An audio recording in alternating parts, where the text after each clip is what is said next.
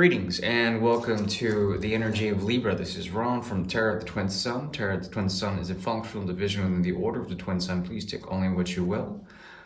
This is a reading concerning the 7th house, and we're going to go ahead and do it righteously here for the month of October 2023.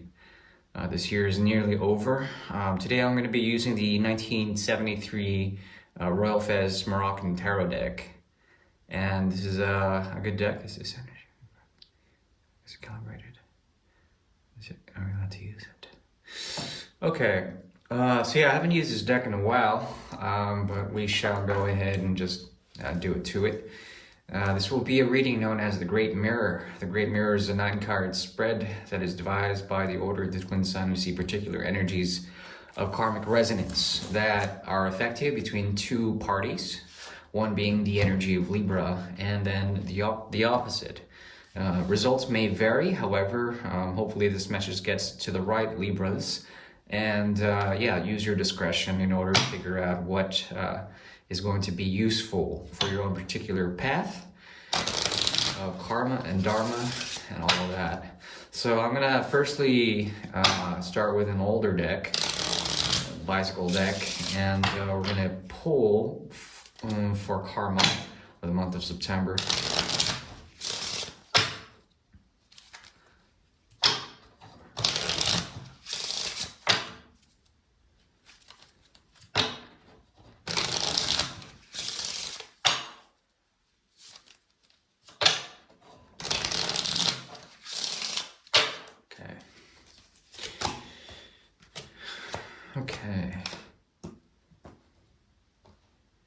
Okay.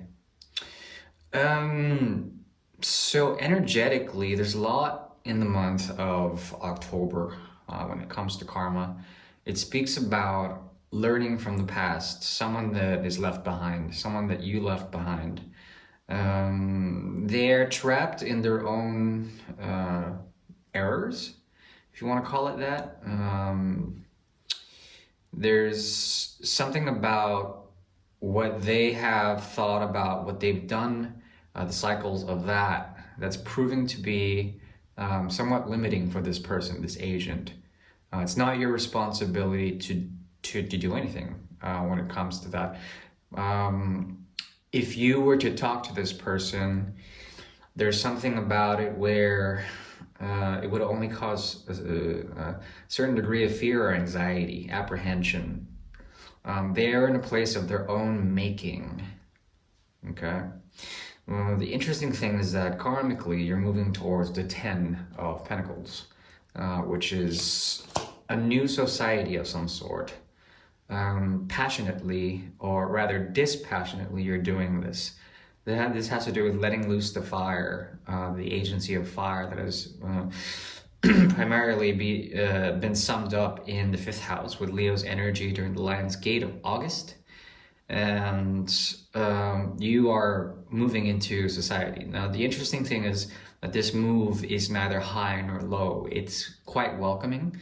This has to do with institutions, it has to do with work, it has to do with family, and all of that is going to be very important for you. Saturn is going to rule over you, and even though thoughts of this person from the past may come, you can't help them. I mean, it's more like a psychological block that they have. They pull your energy, they mirror something when it comes to that, and it doesn't blind you, but you're curious, and there's something about that curiosity that doesn't really help the situation that they are in particular. Now let's move to the Great Mirror. Underscore karma is the King of Rods. Interesting. So Queen of Pentacles, King of Rods.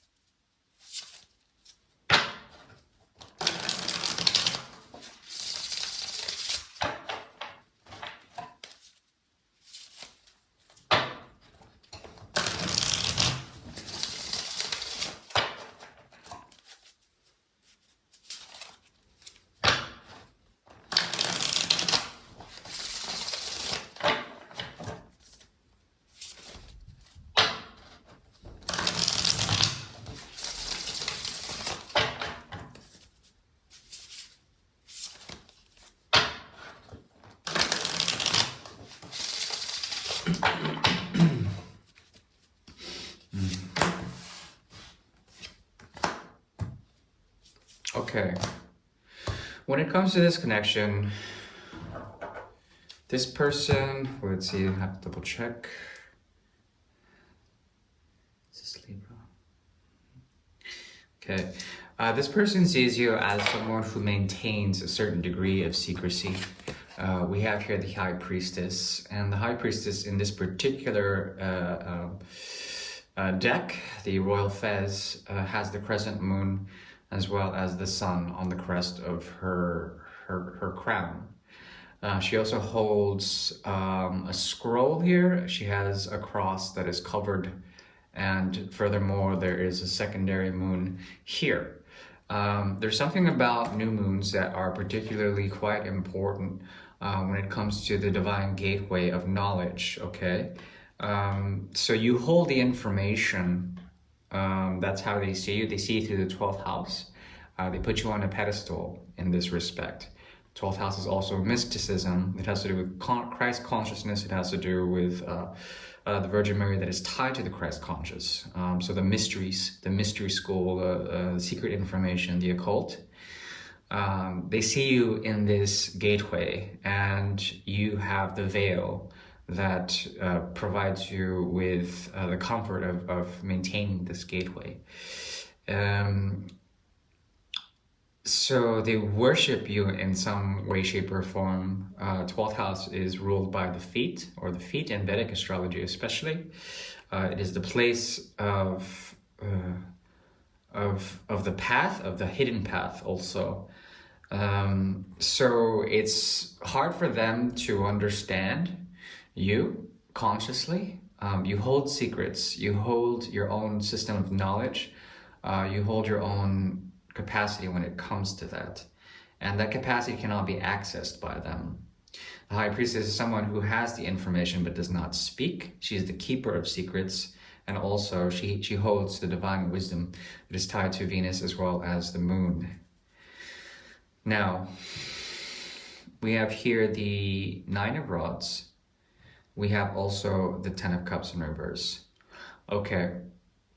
So this speaks about sort of being outcast. You're seen by this person as being an outcast of some sort. Someone who deserts their responsibilities to maintain a higher responsibility. Someone who evades human law to get to divine law. And you come from a realm of experience when it comes to this. There also is something about the agency of family, some sort of connectivity with others that you would rather not have. There's a need for deep seclusion and understanding one's own experience when it comes to this situation. There also is a need to prevent intuition from penetrating what it is that you truly are, who you are. And it's important to maintain this safe space that you have, okay? Now, this person is lost in retracing their steps. They've moved away from that. There's an escapist sort of thing about them. And they're searching for a grounded way of approaching things, a way of doing things when it comes to the empowerment of their own reality and how they deal with that reality. They also operate from the 11th to the 5th house. They're very fixed in what they're doing, and this has to do with trying to let loose a burden. The difference between you two is the Ace of Rods, which is hidden here in the reverse. Ace of Rods in reverse did show up karmically for you, I believe, in the karmic reading. And it speaks of doing things impersonally. So there's this person who is trying to define their persona by being detached, by being unavailable, and trying to manifest a great deal of wealth by doing so. And it's a burden. It's a hidden burden, and it's something that they want to let loose. They want to let loose. I don't know if I trust this person. Here we have the King of Swords, the outcome of the Fool in the reverse. There's the Ace of Rods in reverse again, and also the underscoring energy of the Hanged Man. There's a lot of Aquarian energy about them, Saturnian Aquarian energy, that is also colored by the dark sun, Ten of Rods in reverse. It could also be Mars in retrograde, something like that. So there's this very cold, detached way of operating with each other. Communication would only come through listening, but it's a type of listening that requires the openness when it comes to the astral capacity to listen, the development of psychic intuition, and using this intuition to figure out what's going on from a distance. The key here is distance. There's an impersonal quality about you, unavailability about you. There's someone here who is really messed up with Saturn and Mars. They're trying to find out a way to karmically or perhaps collectively get their due. I don't like this. Okay, now let's see here. There's something about the Fool in reverse. The first house turns into the 7th as well as the 11th house.